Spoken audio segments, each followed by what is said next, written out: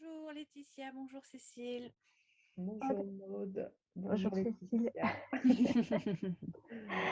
Alors les filles, il paraît que vous avez été mises au placard. J'aimerais bien que, par exemple, Maud, tu me racontes un petit peu ce que c'est que la mise au placard. Ce Pour que toi, ce c'est que que la ça a mise au été. placard, pour moi en tout cas, ça a été qu'un jour ma direction m'a annoncé qu'ils réorganisaient le département dans lequel je travaillais et que du coup, ils m'enlevaient une partie de mes fonctions pour les redonner à quelqu'un d'autre, clairement. Et donc, je me suis retrouvée avec seulement une partie de mon cahier des charges. Alors, dans l'idée, hein, on peut se dire c'est cool, ça me fait moins de job, sauf qu'on m'a laissé ce que j'aimais le moins et ce qui avait moins d'impact, moins d'intérêt par rapport à l'équipe, au groupe. Donc voilà, donc au fil du temps, vous êtes plus conviés à certaines réunions, vous ne participez plus à certaines choses et voilà, on vous cantonne à une petite partie de votre job, de ce que vous faisiez avant. Et, et voilà, ça se limite à ça. On se retrouve isolé, on ne sait pas trop pourquoi ça se passe comme ça exactement. Ça a pour effet de se dévaloriser, de tourner en rond, de se poser plein de questions, de se dire en fait, s'ils ont fait ça, c'est que j'ai pas les compétences pour, c'est que je suis pas capable. Donc ça a l'effet de foutre en l'air la personne, tout simplement. Et voilà, donc pour l'avoir vécu, c'est pas très agréable comme situation. Et la personne qui a récupéré une partie de tes tâches, c'était quelqu'un qui venait d'arriver ou c'était quelqu'un qui était déjà... Non, ça a été réparti sur plusieurs personnes. Il y avait certainement des histoires aussi de jalousie en interne, etc. Il y a plein de choses qui rentrent en ligne de compte. Avec du recul, je me rends mieux compte du jeu de certaines personnes des tenants et des aboutissants. Euh, après, en soi, c'est une expérience pas agréable à vivre, qui démolit, hein, clairement. Voilà, je crois que ça a été très, très compliqué en termes de confiance en moi, d'estime de moi. Ça a vraiment eu un impact. Mais, euh, mais j'en serais pas là aujourd'hui si j'étais pas passée par là. C'est comme tout. Euh, Toutes les expériences sont bonnes à prendre, aussi dures soient-elles. Et puis tout ce qui ne nous tue pas nous rend plus forts, c'est comme j'aime le dire. Juste par curiosité, tu étais dans cette société depuis combien de temps quand quand ça t'est Euh, arrivé? Ça faisait 4 ans. 4 ans. D'accord. Et moi, j'ai une question justement par rapport au fait qu'on t'ait retiré du coup une bonne partie de ton travail. Du coup, tu te dis, bah, tu as plus de temps pour faire les quelques trucs qui te restent. Comment tu organisais justement ton temps? Parce que du coup, ça fait, entre guillemets, des temps de pause qui se présentent Ah bah dans du ton coup, j'avais travail. du temps pour faire les choses, pour faire autre chose.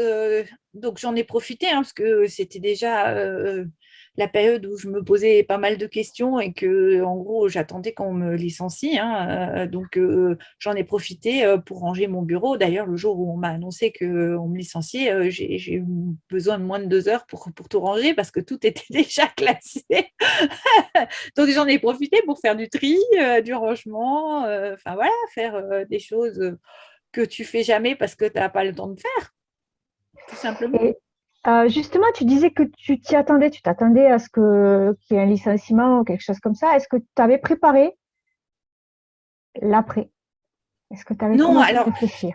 est-ce que j'avais préparé l'après Je me souviens plus exactement quand est-ce qu'a été l'annonce de mise au placard, mais elle a été, ça a bien duré 1 an hein, avant que je sois licenciée. Donc non, j'avais pas préparé l'après tout de suite. En fait, j'ai commencé à préparer l'après. euh, je dirais au mois d'octobre, et j'ai été licenciée fin janvier. Donc, et l'après, je l'ai préparé notamment avec des séances d'hypnose, hein, puisque c'est ce qui m'a permis de prendre du recul par rapport à mon job. Et j'ai fait une séance fin octobre et une séance fin novembre. Et ensuite, ma séance suivante, je l'ai faite début février et j'étais déjà licenciée. Donc, voilà. Donc, ça a été assez rapide après. Mais très long, le temps de vivre tout ça et de supporter tout ça. Mm. T'as quel âge quand ça t'arrive? Au moment où ça m'arrive, quel âge j'ai? Hmm. Quand je suis licenciée, c'est en 2017, donc j'ai 42 ans. Ah bah alors, je te bats, moi j'ai connu la mise au placard vachement plus jeune. J'étais enceinte d'un de mes enfants, donc ça date il y a quelques temps quand même. Donc effectivement, ouais. Mais c'est marrant parce que, bon, moi, je pense que la situation était différente parce que je sais que j'étais dans un emploi, entre guillemets, provisoire. C'était un CDD, c'était pas un CDI, donc je savais qu'à un moment ou un autre, j'allais partir de cet emploi.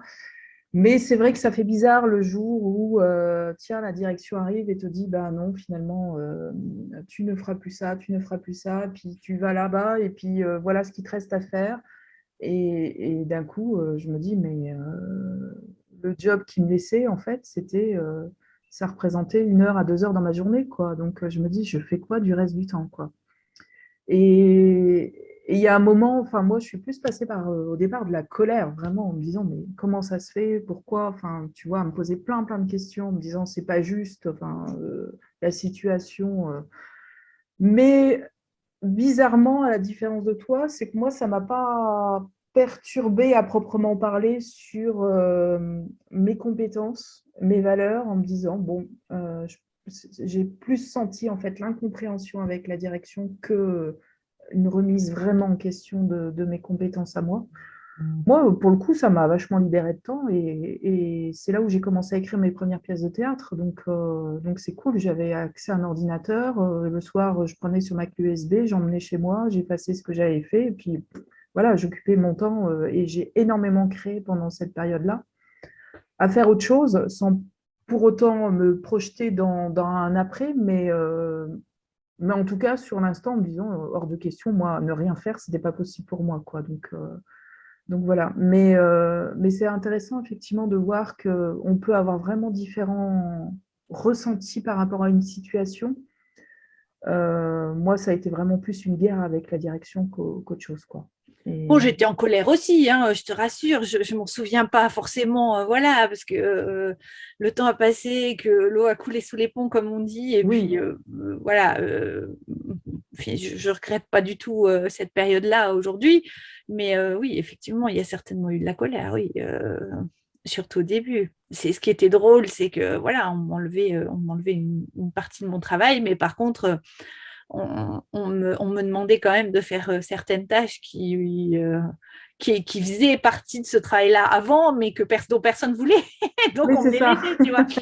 Donc, en gros, tu te retrouves à dire, attends, mais je croyais que je m'occupais plus de ça. Non, non, mais ça, tu vas t'en occuper quand même. Ah C'est ouais? ça, en fait, on te refile les trucs. Et moi, ça me fait rire parce que j'avais vraiment cette impression qu'on me refilait les trucs quelque part un peu ingrats pour dire, tiens, on va te punir. Alors que moi, je me disais, bon, ok, c'est pas très intéressant, mais je sais que ça me prend pas beaucoup de temps, donc voilà. C'était plus moi la question de comment je vais occuper ce temps libre, en fait, parce que tu dis, tu es quand même dans un boulot, tu es payé, et tu es payé finalement à rien faire, entre guillemets, enfin, ou à faire un minimum, quoi. Et je me dis, mais il n'y a rien de cohérent dans cette situation, quoi. Et je me dis, quel dommage tout ça pour. Moi, je l'associe plus à un ego de patron qui voilà, s'est dit, tiens. Là, ça ne me plaît pas ce qu'elle a fait ou ce qu'elle a dit ou ceci, et du coup, je vais lui faire payer en la mettant dans ce placard, quoi.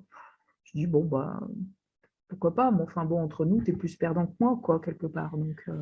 Alors après, si je mets toujours dans la balance, hein, avec du recul, mon patron, le jour où il m'a mis au placard, c'était aussi pour me protéger, hein, quelque part. C'était pour pas me licencier tout de suite.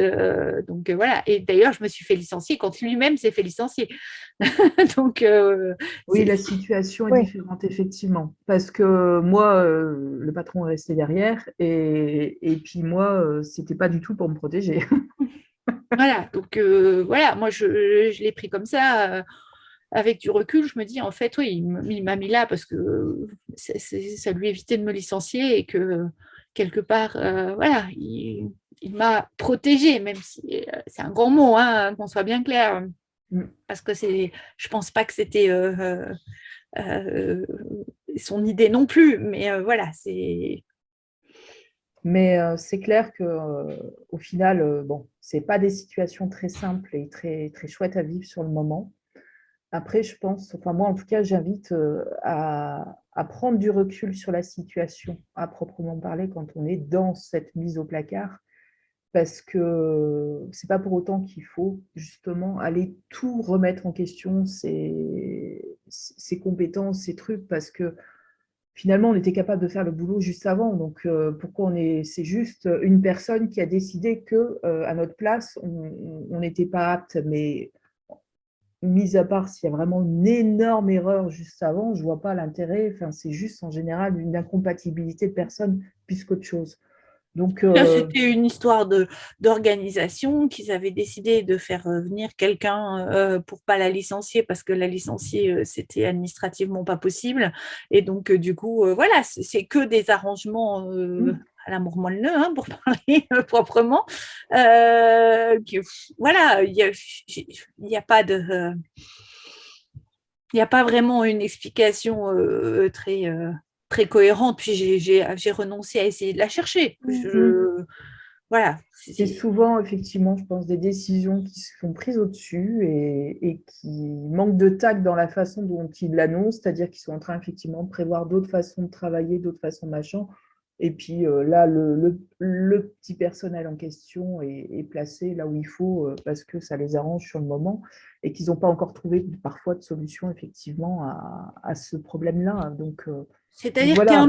t'es un pion qu'on déplace et puis voilà, c'est rien de plus. C'est un C'est ça. pion.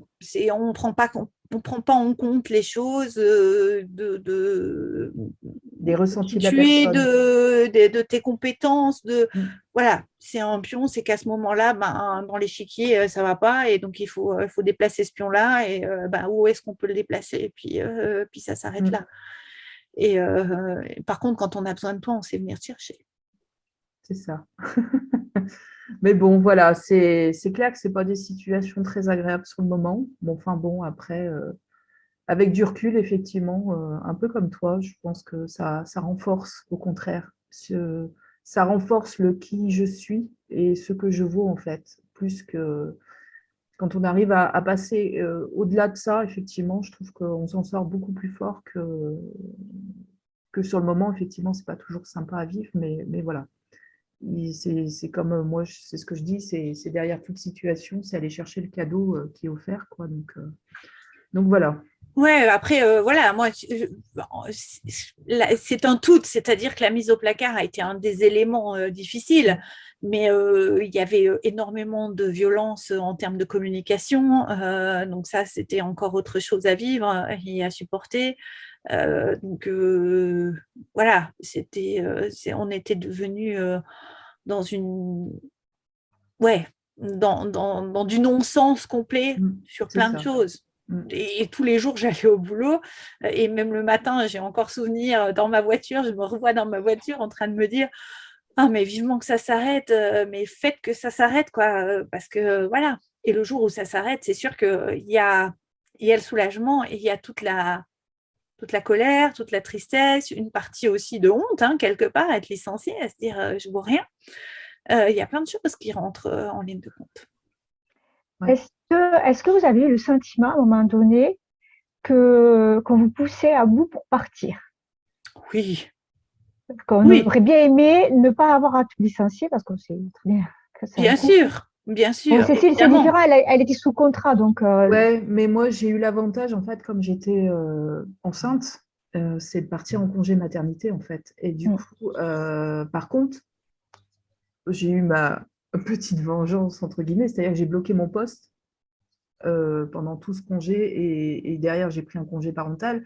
Et en fait, en disant oui, oui, je reviens, alors que je savais pertinemment que je ne revenais pas.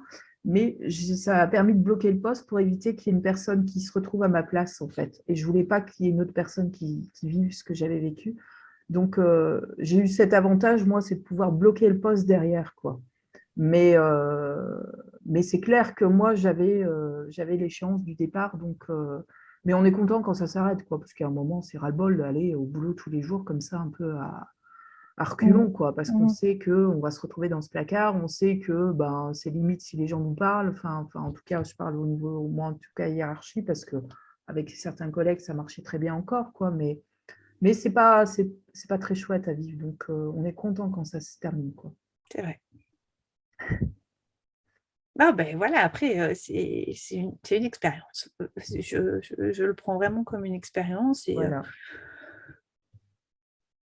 je pense que... Donc, mode après, qu'est-ce que tu as fait, toi? Donc, du coup, quand tu t'es fait licencier, tu as enchaîné comment derrière? Alors moi, j'ai tout de suite... alors en fait, j'ai été licenciée fin janvier, j'avais mon rendez-vous d'hypnose début février ou mi-février, je ne sais plus exactement, bien mi-février. Et donc, j'avais déjà cogité qu'est-ce que je vais faire, etc. J'avais pris contact avec une de mes connaissances pour commencer à collaborer avec elle. Donc, on avait déjà entamé une partie de la collaboration. Et ah,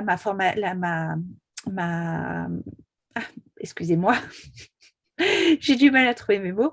La praticienne en hypnose que j'ai vue m'a dit à la fin de la séance, alors du coup, vous envisagez quoi? Et je lui ai dit, bah, je pense me mettre à mon compte et faire du consulting en communication et marketing. Et donc, c'est là qu'elle m'a dit, bah, moi, je lance ma formation et j'ai besoin de quelqu'un pour m'aider. Est-ce que ça vous intéresse, quoi? Et donc, on a commencé à collaborer ensemble. Et ça fait depuis 2017 qu'on collabore ensemble. Et depuis, bah, il s'est passé pas mal de choses puisque j'ai été sa patiente. Elle est devenue ma cliente. Je suis devenue sa stagiaire. Et voilà. Et maintenant, j'ai repris une partie de sa clientèle. Donc, voilà. Cécile, je te pose pas la question, tu as enchaîné, toi, sur la maternité, sur le congé parental. Oui, puis moi, en fait, enfin, si on prend là aujourd'hui, je sais pas, je dois être à plus de 30 métiers différents, donc le changement, c'est moi. Donc, effectivement, voilà, mais je pense qu'on en parlera dans une autre vidéo plus que là, sur effectivement le fait de s'adapter, etc. Et de changer. Le changement peut faire peur, mais le changement aussi peut aussi se vivre très très bien, quoi. Donc voilà. Mais l'inconnu fait peur, hein. De toute façon, quoi qu'il arrive, à partir du moment où on ne sait pas ce qu'il y a derrière, ça fait peur. Et ben pour beaucoup de monde, ouais, mais pas pour moi. Moi, j'adore l'inconnu. Plus je plonge dans l'inconnu, plus je suis ravie, en fait. C'est le connu qui me plaît pas en général. Non, mais voilà, tu es une des rares personnes qui le vit comme ça, parce qu'en général, l'inconnu Oui, est non, mais je justement sais. Ouais. Alors que moi, j'adore l'inconnu, ouais. On a toutes les appréhensions à se dire, ok, je sais ce que je quitte, mais je ne sais pas ce que je vais avoir, quoi. L'herbe, elle a toujours l'air plus verte ailleurs, mais... Ceci dit, Maud, tu es bien la preuve que quand une porte se ferme, une autre s'ouvre. Ok, ben, c'était une bonne intro sur la mise au placard. Moi, je ne pouvais pas vous témoigner. Je n'ai pas connu T'as pas ça. eu la chance d'être mise au placard. Non, écoute, c'est vraiment pas de chance, hein, je le mets dans ma to-do Franchement, list. Je le mets dans ma to-do list. Ça, c'est... Non, alors écoute, t'as un placard chez toi. Va dedans. oui. Il va falloir que je le range un peu quand même. Avant. Et tu nous raconteras après. Voilà. Voilà. Je ferai une petite vidéo sur mon placard. Ça marche, super. Bon, merci les filles. Ah ben, on Merci. compte sur toi de nous faire un Reels avec le placard, quoi. Peut-être déjà, ouais, tout à fait. Ouais. Ah, bonne idée. Super. Bon, et Merci. ben, On à la attend ça prochaine. avec impatience. Ouais. À bientôt, les filles. À bientôt. Ciao. Bye bye, Salut. merci. Bye bye.